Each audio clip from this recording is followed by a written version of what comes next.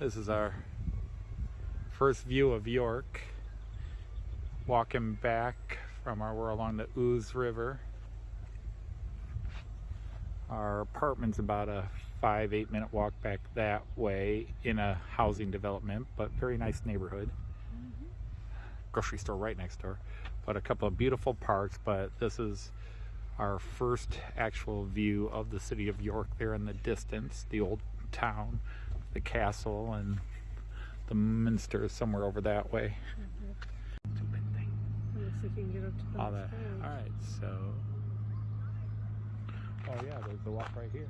And yeah, there's the sign that says that's the town. So it's just like Germany. Yeah, perfect. Thank you, bye.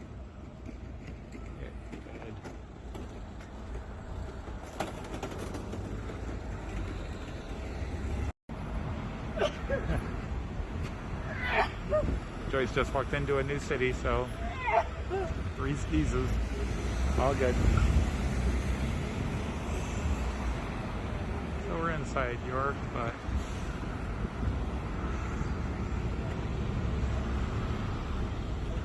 there we go. That's where we're heading.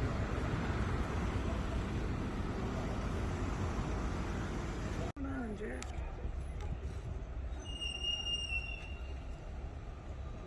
Preparing to start our tour in York, although we are probably going to go find a bus first and do the hop on hop off go around tour, an idea of what we really want to see. This is Barker Tower, or the site of Barker Tower. Yep, Barker, not Baker. And once again the sun came out. It's supposed to be cloudy, but we're here, the sun comes out. Amazing.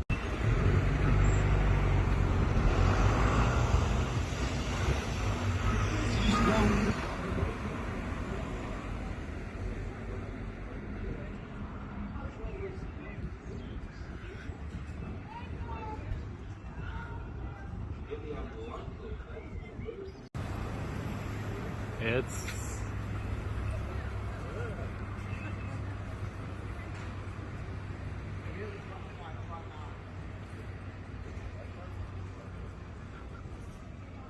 now we're coming into view of the minster.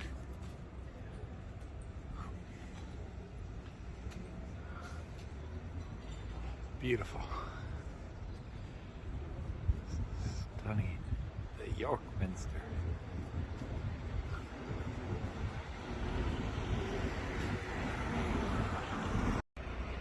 What the hell did it in there, but Not sure about the DVT. yeah, the DVT, yeah. I'll try it again maybe on the way back.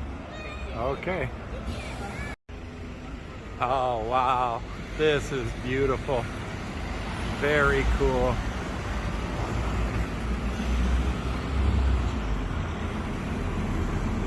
Oh, we are in York. This is cool.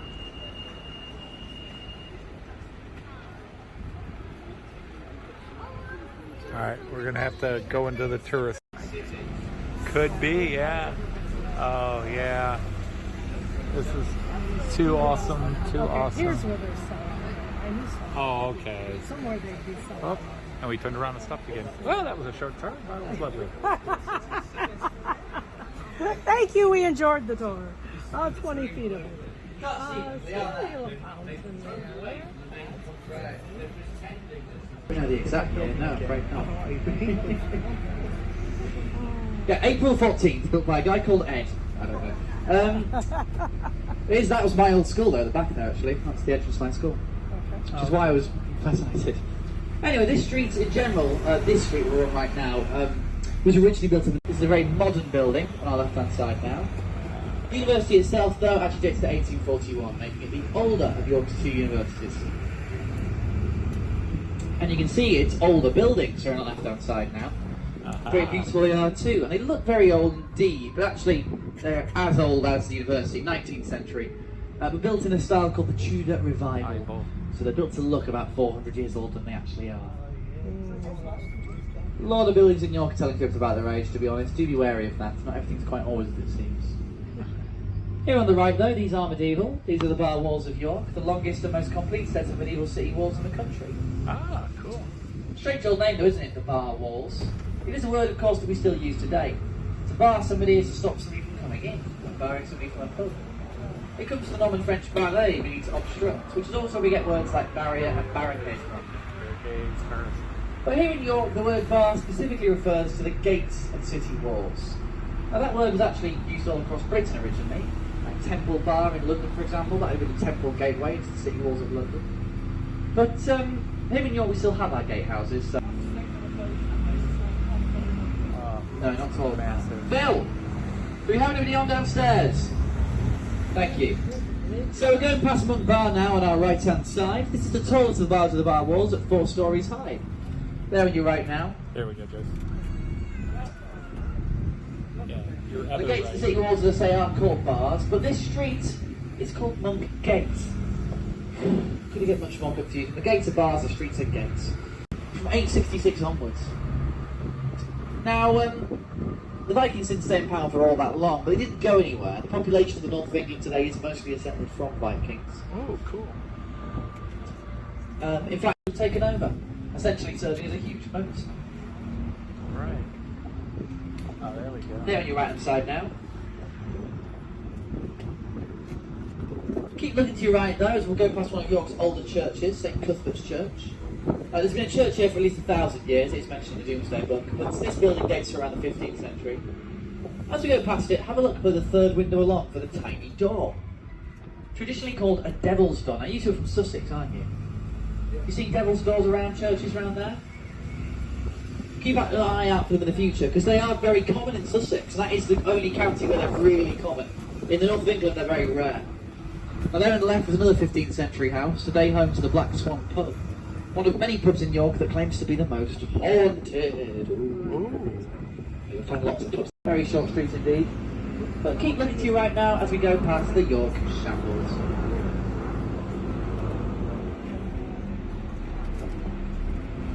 We're not going down the Shambles, by the way, for what should now be fairly obvious reasons. It's like the Schnoor in Bremen. Now the church directly ahead of us there is All Saints Pavement Church. With its peculiar lantern tower, back in the Middle Ages, late at night they lit a bonfire at the top of the lantern tower, so travellers around the Vale of York could find their way back to the city. Now this street is called Coppergate, from the Viking words Cupregata, meaning street of the cup makers. It was here on the left where the Coppergate Viking dig took place. Over there on the left down that road you would find the Jorvik Centre, which was built to facilitate many of the finds discovered in the Coppergate dig. We have to find that. Oh, this is all. There was a craftsman's village they uncovered there. If you head to the Jorvik Centre today, you'll find it is constructed as if it were the craftsman's village that actually stood there over 1,000 years before.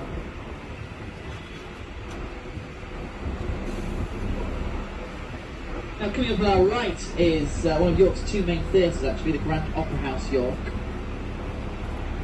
Back in the early 20th century you could have seen performances here from the likes of Laurel and Hardy and Charlie Chaplin, both of whom perform there regularly.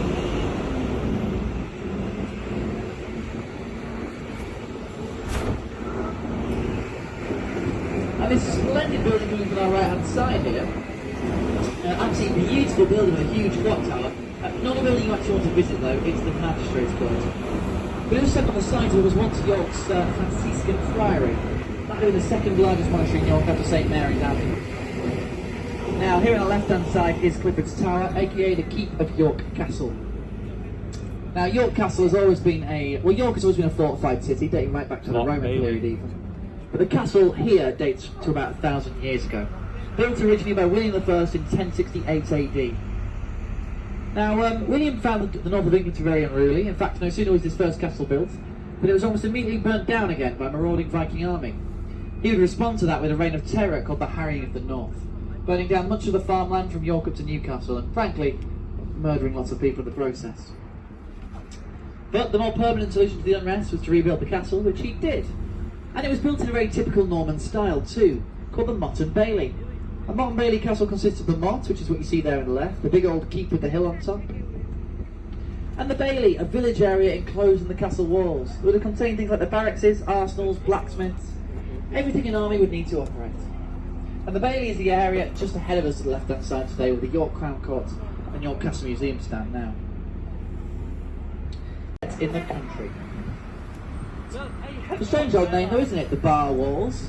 Of course, that is a word we still... I still have it. I've done a bit for you already. Here on our right hand side is Fishergate Postern Tower, but the Postern Tower simply meaning a tower at the start and end of a set of city walls. As you come around the corner, I want you to have a look at the little outcrop coming off the side of the tower. You'll see it on your right in just a moment, so it wouldn't be quite as bad as it looks today. Right there on your left, look out for the graveyard right at the back of this grave. The grave right at the back of this graveyard here. The one upstanding grave hidden in shade, there on your left. Can you see it? Yeah. This is a grave of one of the most notorious criminals in British history, Dick Turpin. Oh. Now, when I say Dick Turpin, what comes to mind? Anyone? Horse? Black Bess, yes, the horse that he rode in the fictional 19th century account of his life. There's some very total nonsense made up by a Victorian author, that one. Earlier, this. Sorry, where the main entranceway from the south of England into York, along with Middlegate Bar, which you'll see in a short while. Now, Wongate Bar is noteworthy for two things. Firstly, is this very bizarre white extension to the back of it. This is an Elizabethan gatehouse. It's about 400 years old, a lot younger than the rest of the gateway. Today it's a cafe as well. Now, as you come through the gate now, have a look on your right hand side, the big old Barbican of Wongate Bar. Now, all four of the main gates of the bar walls had barbicans originally, but by the 19th century they were just all derelict. The council York decided they could only afford to restore one gate, and the other three were torn down. And the bar walls continue on their right hand side here. And you might have noticed something a little bit peculiar about them. If any of you guys have been to Chester, Southampton, Norwich, these are all cities of medieval walls, but those ones are directly on the ground. Ours are on this little raised platform. But this actually harkens back to our history of the Viking city. You see, the Vikings' preferred form of defence was the earthwork. Basically, you build a big old hill that went all the way around the city, put a moat in front, and then put a little wooden palisade fence on top. So, when it came time to build our stone medieval walls, we just took those pre-existing Viking earthworks and stuck the stone walls right on top of them. And that Viking medieval hybrid is completely unique in the country. You won't find that anywhere else in Britain today. One of the smaller bars of the bar walls, one of the minor bars. And look at the coat of arms on top of the bar, there on your right side now. That white shape with the red cross and the 4 or 5 lines. That is the official coat of arms of York. You'll see dotted everywhere around York today, now that I've pointed it out. Really is lit all over the place. Directly ahead of us is one of the most important and beautiful cultural institutions in the city, the Mecca Bingo! But John Barry claims he rewrote the whole thing. Sounds simple enough, but the thing is, even to this day, the only person with a credit on that piece of music is Monty Jordan. John Barry was never given a penny. But we do know John Barry definitely did write some of the most famous Bond songs: Goldfinger, Diamonds Are Forever, A View to a Kill by Duran Duran, and many more. Over there on our left, you see a big blue structure going over the river there. This is, of course, York's main flood barrier. The floods of York. York floods constantly, actually. It floods in every single year. We're incredibly used to it. It's not a huge news story when it happens, but if you did come here with a footer on, you might be quite surprised to see just how chill everyone's saying. The Ouse, our main river, the one that we're crossing now. You find lots of rivers called Ouse all across Britain. That's because Ouse is a very generic name. It comes from the Celtic word Oussos, which just means water. The river water. Now here on the right hand side is where the bar walls of York begin once again. A little hill called Bale Hill. And it was once a location of York's second castle. York is one of only 3 cities in England to have had 2 castles at the same time, the others being London and Thetford in Norfolk. Lots of people moved to York back then, that is true, but why was that? York wasn't a big industrial city like Leeds or Sheffield. We did have 2 industries here that were really attracting people. One was the railways, and the other one was chocolate. Now, the most famous chocolate factory here is the Rowntree's factory, founded by Henry Rowntree, taken over after his death by his brother Joseph. And Joseph Rowntree was the person that turned the chocolate business into an international empire. But he was also a Quaker and a keen humanitarian. He built a whole village of his workers called New Hayswick, and he gave them access to things like a park, a pension. You'll see the clock face doesn't have numbers around the face, it just says Terry York. Well, that's actually a bit of subliminal advertising. You see, the Terry's factory looks onto York Racecourse. The idea is that people after the races, they need to know what time the next race was. They'd look up at the Terry's factory, they'd see Terry York, and then it'd be in their head all day. Ooh, yum yum yum, Terry's chocolate orange, Terry's all gold. And it worked apparently, sales of Terry's chocolate went up threefold on race days. But yes, this is the York Racecourse now to our left hand side, otherwise known as the Knavesmire. Though technically the Knavesmire refers to the whole field, not just the racecourse. And horse racing, of course, has been a huge part of York's culture, probably since before the Romans came here even, so around 2,000 years. But it really took off in the 18th century, when big Georgian families would come up from the south of England up to York to watch the horse races. Throughout the years, Harry Hotspur, Richard Duke of York, those are both boots in the Wars of the Roses. Not between the House of York and the House of Lancaster, nothing to do with the cities of York and Lancaster, can I just say. Don't believe this Yorkshire Lancashire rivalry nonsense, it's completely fictional.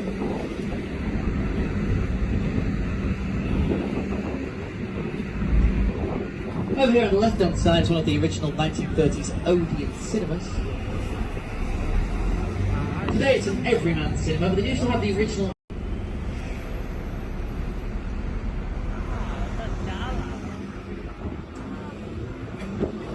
Ahead of us to the left of the road there is the little green tansy beetle, often considered one of York's signature animals. The banks of the river is one of the few places you can find them. And then directly ahead of us is York Station. I usually say you may have come from here today. Doubt that is true today. But this wasn't our first train station. York's first train station was just over here on our right. And that's what these huge arches were cut out of the city walls for, because the station was within the city walls. And the steam trains would pass through these arches, which are still stained with soot at the top if you look carefully. Now unfortunately, York's old train station was too small and also proved very difficult to manoeuvre trains in and out of. So we would have to build a bigger and more accessible one, which we did, here on the left hand side. In fact, when York Station was completed in 1877, this was actually thought to be the largest train station in the world. Really? In York of all places? We have to remember, back then York would have been Britain's most important railway hub. Second perhaps only to London, which of course had many different train stations. Likewise underneath the Grand Hotel, just on the other side of the walls from here, the big red brick one. That one we do know. It was built on top of the temple of Seraphis, an ancient Egyptian cult that spread all across the Roman Empire. Ahead of us as well, you can see a big gap out the city walls here. You see quite a lot of these all across these city walls today, to make way for the roads and railways to pass through. They're not original, of course. They were put there in the 19th century. The Victorians had a lot of fun with the bar walls, really. Not only did they poke big old holes in them, but they'd also add bits here and there too. Little flourishes, decorations, occasionally even whole towers. Alright, we're going to head back into the city center here. That was a great tour. I had a little cafe that has Roman ruins under it. The old Roman ruins there. Right.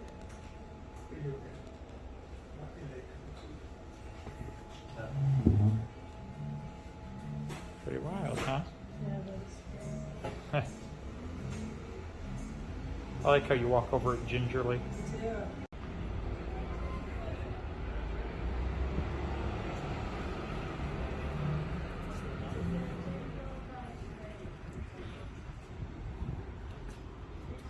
Get more of a picture from that up here.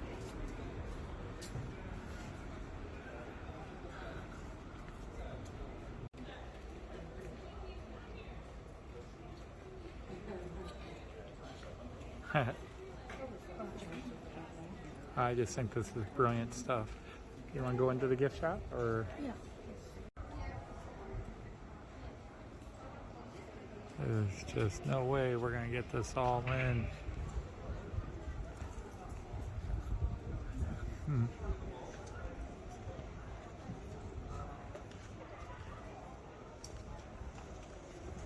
It's not quite Combe Cathedral, but it's still impressive. Yeah, it's big enough.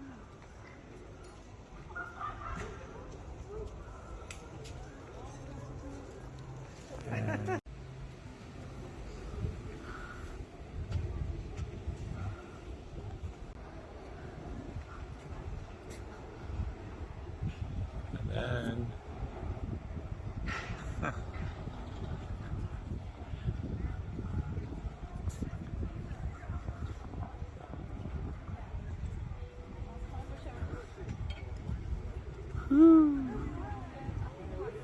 all right, do you want to save going into a different day?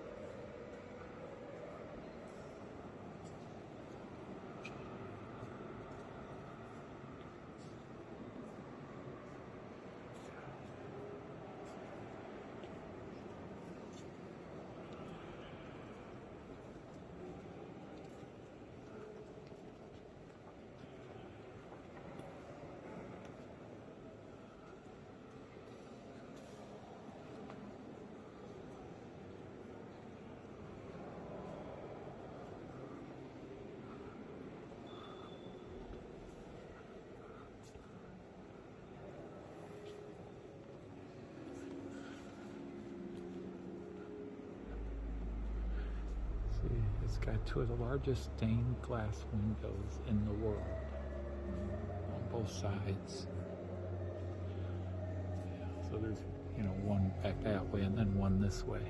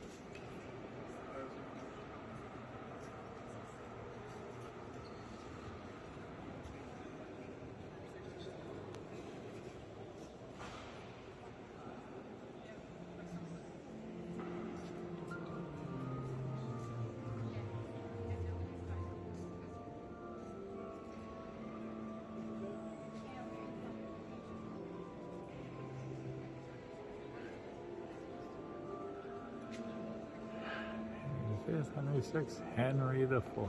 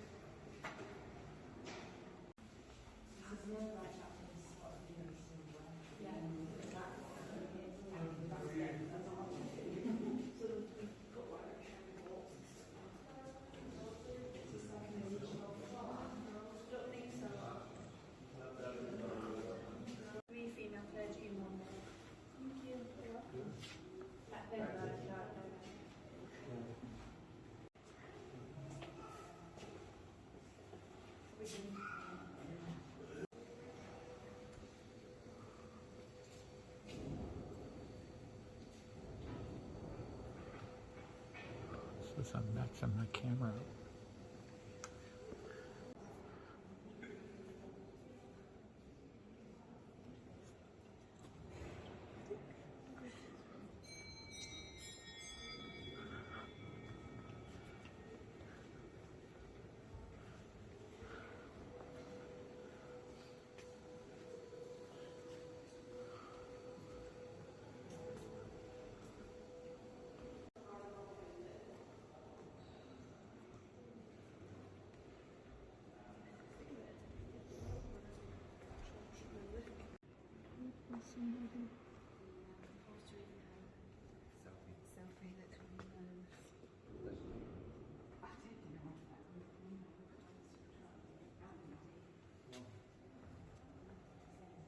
Edward the Third. And this one's Buried here.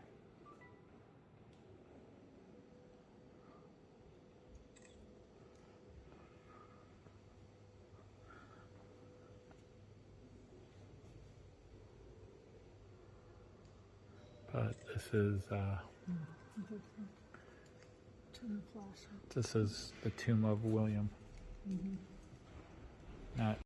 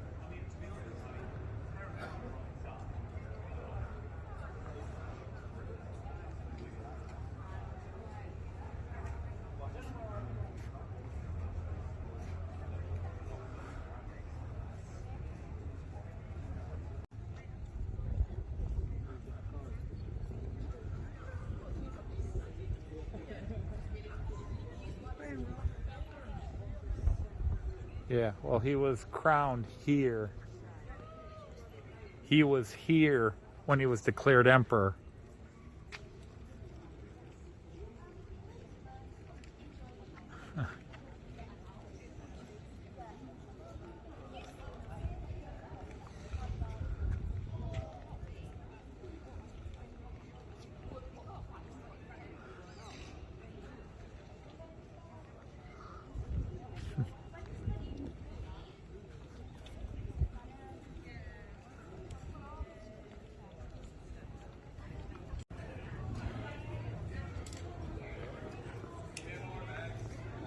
That's gotta be.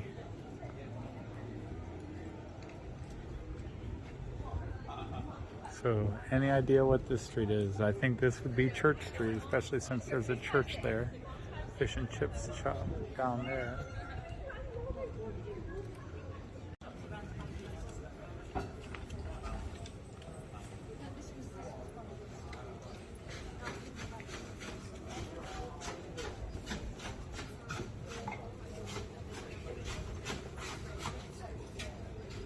I have no idea where we are.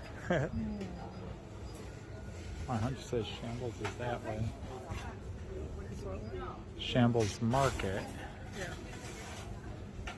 Place in the distance through there says it's selling hot dogs. I should have taken pictures of that before going in.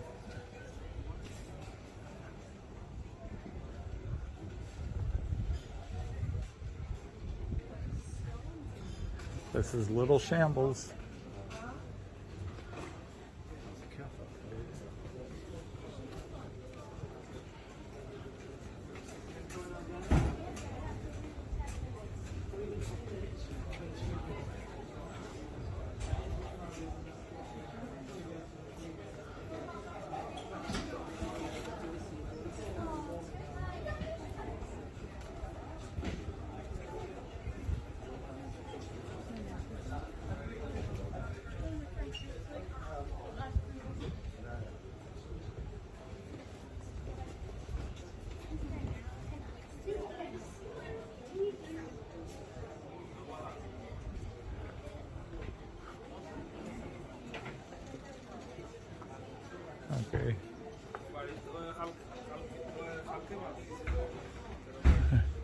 York Viking shop. Shop that must not be named. And the Nutcracker Christmas shop. He's waiting, Joyce. Thank you, sir.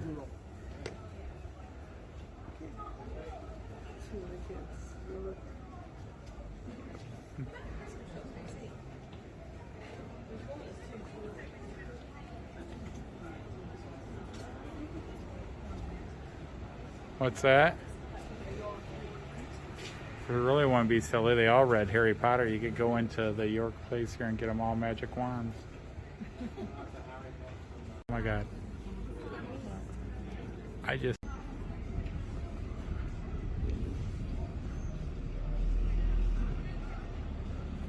And we just came through the shambles. Just visited Munkin Bars, which was in there too. Very cool. Interesting location, just inside the gate. When they said it was just inside the gate, they weren't kidding. It was inside the gate. All right. First I thought it was French, and then it sounded more Spanish because I heard idioto.